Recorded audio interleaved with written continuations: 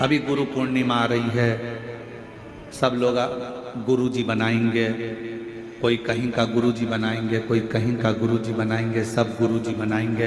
पर शिव पुराण कहती है कि 50 बार विचार करना तब किसी को गुरु बनाना। 1000 बार सोचना तब किसी को गुरु बनाना।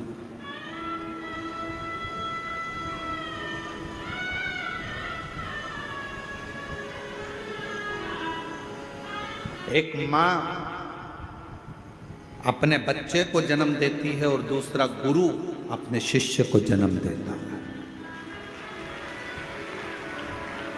माँ अपने बच्चे को जन्म देती है और उसको संस्कारों में पिरो देती है और उस बच्चे को बड़ा कर देती है। उसी तरह गुरु अपने संस्कारों से, अपने भजन से, अपने कीर्तन से, अपने मंत्र से अपने शिष्य को श्रेष्ठ बनाकर, माँ अपने बच्चे को संस्कारित बनाकर उसको अच्छी एजुकेशन दिलाकर अच्छी कंपनी में जॉब करा देती है, गवर्नमेंट जॉब करा देती है या व्यापार खुला देती है।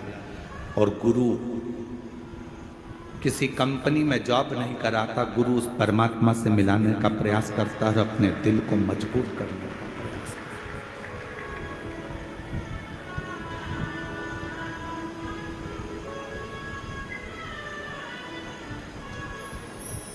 ढूंढो,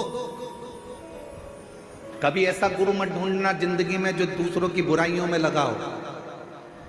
कभी ऐसा गुरु मत ढूंढना जिंदगी में जो दिन भर निंदा में लगा हो। कभी ऐसा गुरु जीवन में मत ढूंढना कि जो लोगों के लिए अपशब्द कहता हो। कभी ऐसा गुरु मत ढूंढना जो जिंदगी भर बस श्राप देता हो, बद्दुआ देता हो, अपशब्द कहता हो, जिसके मुख से कभी भगवान का नाम प्रबलता में नहीं निकला, जिसके मुख से कभी गौ माता के कल्याण की बात ना निकली हो, जिसके मुख से कभी राष्ट्र के कल्याण की बात ना निकली हो, जिसके मुख से संसार के उद्धार की बात ना निकली हो, जिसके मुख से कभी छोटी बेटियों को बचाने की बात ना निकली हो, ऐसा गुरु नहीं चाहिए। गुरु वो होना जो हमारा भी कल्याण करे, राष्ट्र का भी कल्याण करे और जगत का भी कल्याण करे, वो गुरु हो। और नहीं मिले तो एक लोटा जल चढ़ाकर शंकर जी के शिवलिंग पर स्पर्श कर कर उसको अपना गुरु मानकर उसकी आराधना करें। वो भी नहीं मिले, अपने घर में अपना पति है, उस पति को ही उसके वचन का स्मरण कर कर, उसी को परमेश्वर मानकर, उसी को गुरु मानकर, उसी की आज्ञा का स्मरण करना प्रारंभ कर दो। अपने घर में बुजुर्ग माता पिता है, अपने घर में बूढ़े सास ससुर हैं, उनको गुरु मानकर, उनकी आज्ञा का सिरोधार्य कर कर, उन्हीं की सेवा कर कर, उनको गुरु मानकर अपने जीवन का कल्याण कर। अपने घर में कोई बुजुर्ग है, कोई बूढ़ा है, बुजुर्ग है, बहुत ज्ञानी है वो, उसने जिंदगी के थपेड़े बहुत खाए हैं, कोई ना मिले तो उसको गुरु बना लो। देवऋषि नारद का एक प्रसंग बड़ा सुंदर है। देवऋषि नारद जैसे ही भगवान विष्णु के दरवाजे पर पहुंचे तो भगवान विष्णु ने देखा देवऋषि नारद आए हैं, सिंहासन पर बैठ गए। देवऋषि नारद जब चले गए तो भगवान नारायण ने लक्ष्मी जी से कहा, जहां पर नारद बैठा था वहां गाय के गोबर से लीप दो। गाय का गोबर लाओ, लीपो। लक्ष्मी जी ने पूछा, देवऋषि नारद आकर बैठे थे कुर्सी के ऊपर, सिंहासन के ऊपर, और आप कह रहे हो कि उसको लीपो, उसको लीपो।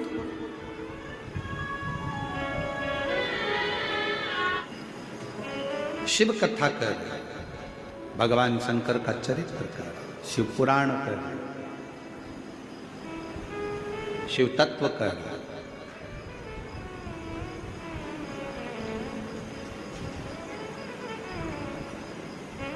देवऋषि नारद जिस सिंहासन पर बैठे थे वहां गोबर से लिपा रहे हैं भगवान नारायण। लक्ष्मी जी ने पूछा क्यों?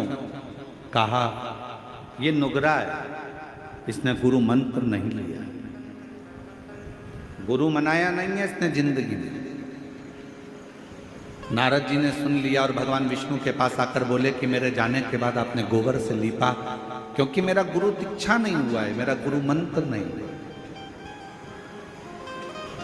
क्या करूं मैं, किसको गुरु बनाऊं? भगवान विष्णु ने कहा क्यों, कोई गुरु नहीं मिलता? नारद जी कहते हैं मैं तो सर्वश्रेष्ठ गुरु हूं, मुझे किसी गुरु की जरूरत कहां। भगवान मुस्कुराकर बोले नारद, संसार में आए हो, भले देवता हो, पर गुरु का होना जरूरी है। किसको गुरु बनाओ? भगवान नारायण ने कहा जो तुझे पृथ्वी पर समुद्र के तट पर पहला व्यक्ति मिले, बस उसी को गुरु बना दे। नारद जी भ्रमण करते करते समुद्र के तट पर गए। एक मछुआरा मछली पकड़ने के लिए जा रहा था। नारद जी को सबसे पहले वही मछुआरा दिखा, मछली पकड़ने वाला। नारद जी ने मन में सोचा कि बताओ कि इसको गुरु बनाऊंगा मैं, ये मछली पकड़ने वाला। नारद जी ने मन में सोचा मैं इसको गुरु नहीं बनाऊंगा। नारद जी फिर भगवान विष्णु के पास में गए। प्रभु, वहां तो गुरु के रूप में एक मछली पकड़ने वाला मिला। नारद जी से भगवान ने कहा कोई भी मिला हो पर गुरु तो बनाओ। नारद जी ने जाकर मछली पकड़ने वाले मछुआरे के हाथ जोड़कर कहा कि मैं तुमको गुरु बनाना चाहता हूं। मछुआरे ने कहा फालतू बात मत कर, कोने में बैठ जा, मछली पकड़ने जाना है, मुझे देरी हो रही है। चुप। नारद जी चुप होकर बैठ गए। मछुआरा फिर आया। नारद जी ने कहा कि मुझे मंत्र दे दो। चुप।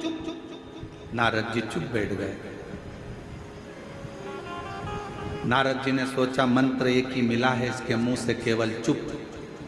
तो नारद जी भी उसी मंत्र का स्मरण करते करते भगवान विष्णु के पास जाकर कहे प्रभु, गुरु भी मिला तो ऐसा गुरु मिला जिसने मंत्र तक नहीं दिया, केवल कह दिया चुप, इसके सिवाय कोई मंत्र नहीं देता। ऐसा गुरु किस काम का? भगवान विष्णु को क्रोध आ गया।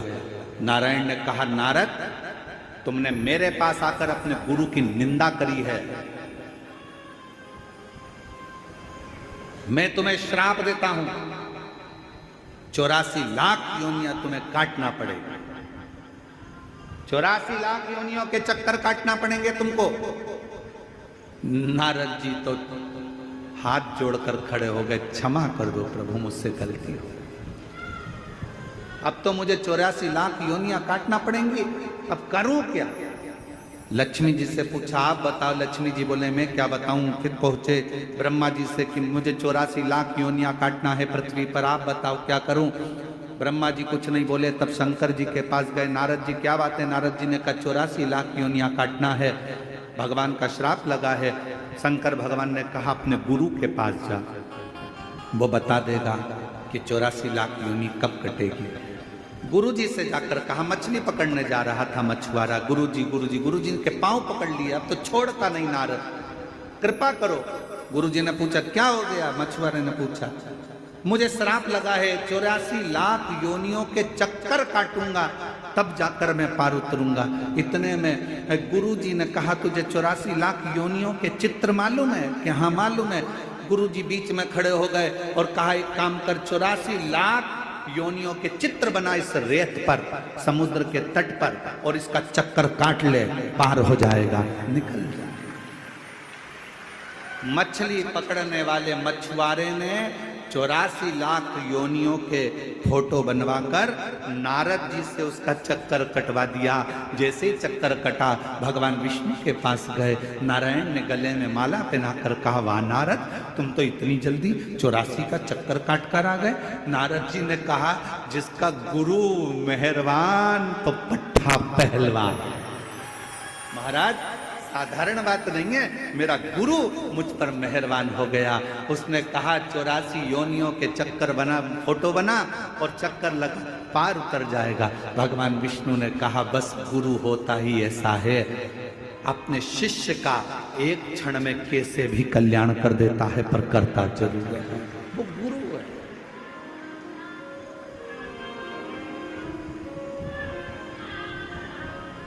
महाराज इसीलिए शास्त्र कहता ओम कहने से तर जाएगा, तेरा जीवन सवर जाएगा, ओम कहने से कर, तेरा जीवन सवर जाएगा। आप अपने मुख से जो उच्चारण करते हैं, आप अपने मुख से जो स्मरण करते हैं, आप अपने मुख से जो नाम जाप करते हैं, वो नाम जाप एक ना एक दिन आपको आपकी मंजिल तक पहुंचा देगा।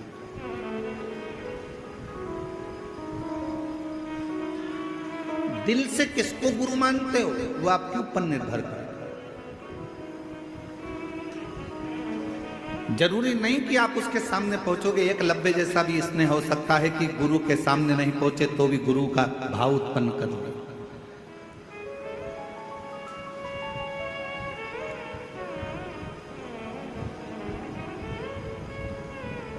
बस हृदय की पुकार, हृदय की। जरूरी नहीं कि कहीं आपको गुरु को ढूंढने जाना पड़े। जरूरी यह है कि अपना दिल कहाँ राजी होता है, कौन है जिसके शब्द हमारे हृदय में पहुंच जाएं और हमें भगवान से मिला दें। बस वो। और गुरु बिन ज्ञान न उपजे, गुरु बिन संशय ना मिटे।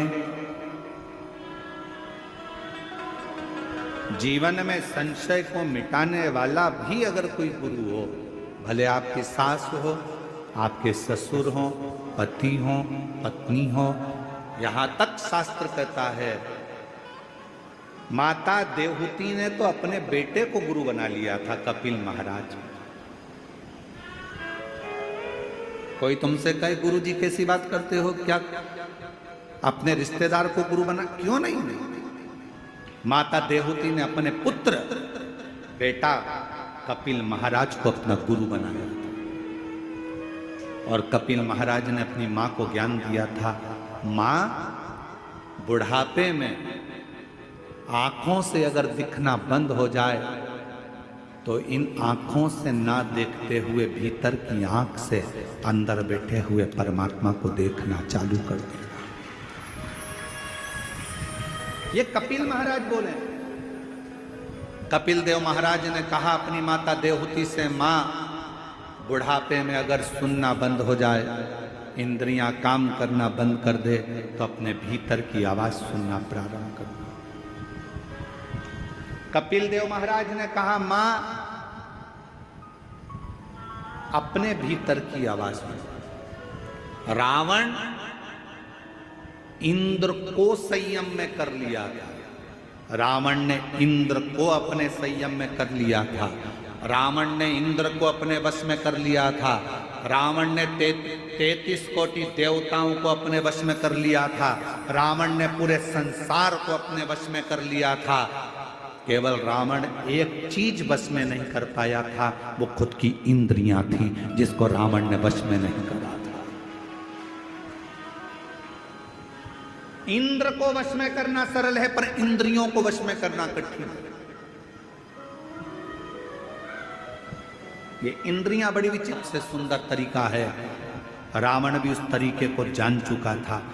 रावण ने विचार कर लिया था, मैंने इंद्र को अपने कब्जे में कर लिया, मैंने इंद्र को अपने संयम में कर लिया, मैंने देवताओं को अपने अधीन कर लिया। रावण समझ चुका था, सबको मैंने अपने अधीन कर लिया, पर मेरी इंद्रियां मेरे अधीन नहीं हो रही है। तब रावण ने विचार करा कि इंद्रियों को अधीन करने के लिए क्या करना पड़ेगा। तो मन में सोचा, शंकर भगवान के शिवलिंग पर एक लोटा जल चढ़ाना पड़ेगा। शंकर भगवान के शिवलिंग को अपनी लंका में लाना पड़ेगा। शंकर भगवान के शिवलिंग को लंका में लाकर पूजन करना पड़ेगी। शंकर भगवान के शिवलिंग के पास रोज जाना पड़ेगा। जब शंकर भगवान को अपन एक लोटा जल चढ़ाएंगे, शिव जी की आराधना करेंगे, तो इंद्रियां संयम में हो जाएगी। रावण को उसी समय सूचना मिली कि शिव लाना। रावण चले गए कैलाश, शंकर भगवान से शिवलिंग मांगा, लेकर चल दिए। शंकर जी ने सोचा इंद्र काबू में हो गया चलेगा, देवता इसके काबू में हो गया चलेगा, पर इसकी इंद्रियां मुझे काबू में नहीं करना है। तो शंकर भगवान का शिवलिंग लाते लाते रावण संध्या करने के लिए रुका और भगवान शंकर का शिवलिंग जमीन पर रख दिया गया। फिर वो उठा नहीं, बाबा वैद्यनाथ के रूप में विराजमान। आज बाबा धाम के रूप में, बाबा वैद्यनाथ जी के रूप में विराजमान।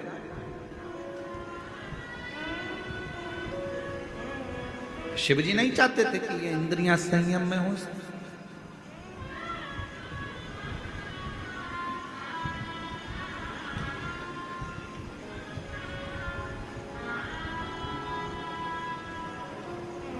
महाराज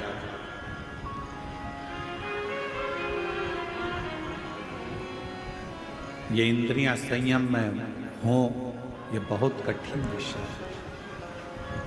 आज के जमाने में, कली काल में, इंद्रियों को संयम में लाने के लिए सबसे सुंदर तरीका है एक लोटा जल सारी समस्या का।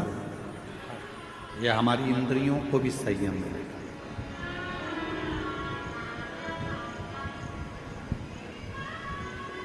ये हमारी इंद्रियों को संयमित कर लेता है। और जब हमारी इंद्रियां संयमित हो जाती हैं, जब हमारी इंद्रियों को संयम मिल जाता है, तो फिर ये जीव आप रूप अपने आप शिव की ओर दौड़ पड़ता है, शंकर की ओर। और महाराज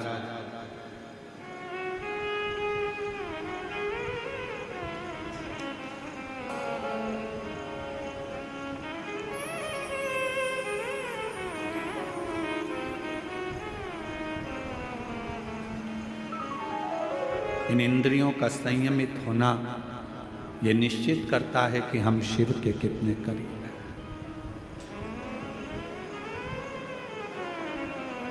जो रावण नहीं कर पाया,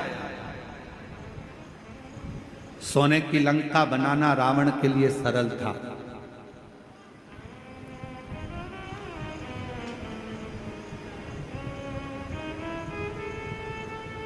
परिवार को बसाना रावण के लिए सरल था। कुटुंब कबीले में रहना रावण के लिए सरल था। मां जानकी का हरण करना रावण के लिए सरल था। सामने राम जी थे, उनसे युद्ध करना रावण के लिए सरल था। पर रावण के लिए सबसे कठिन काम एक था, शंकर भगवान के शिवलिंग की आराधना अपनी इंद्रियों को संयमित कर करना। कि रावण के लिए कठिन विषय। और मेरी जीजियों, मेरे जीजाओं, मेरी बेटियों, मेरे बेटाओं, मेरी माताओं, मेरे बुजुर्ग माता पिता तुल्य, मेरे भाई बंधु जितने भी यहाँ बैठे हैं, आपसे निवेदन करूंगा, आप अगर रोज शंकर जी के मंदिर में एक लोटा जल चढ़ाने जा रहे हो, समझ लेना कि आपने रावण को तो एक कोने में रख दिया, आपने अपनी इंद्रियों को शिव में लगाकर रखा है, शंकर की आराधना में। आप लंकापति रावण को एक और रख दिए। प्रतिदिन शिवालय में जाना, प्रतिदिन शंकर की आराधना करना, प्रतिदिन शंकर पर एक लोटा जल अपनी इंद्रियों को वश में। घर के लोग कह रहे हैं, अरे आज तो तुम्हारे पास में आज टाइम नहीं है, मत जाना, आज मंदिर मत जाना, मंदिर मत जाना। फिर भी लोटा भर के जल भरी, इतनी देर में सारा घर का काम हो, उतनी देर में बाजू में पहुंच गई, जल चढ़ा के वापिस आ गई। मैं तो आ गई, मंदिर से होके आ गई। मन शिव की ओर आसक्त कर।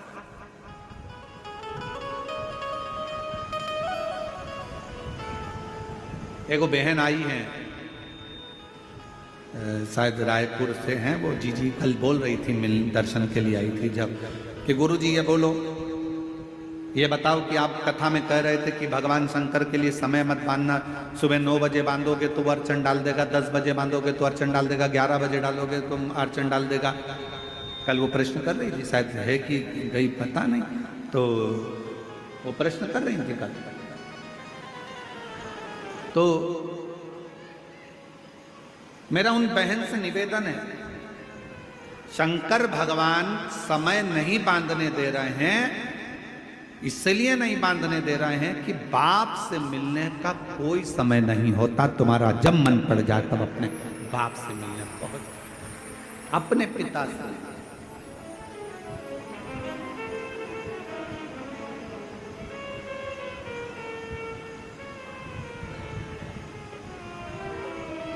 जब तुम्हारा दिल करे, जब तुम्हारा चित्त करे।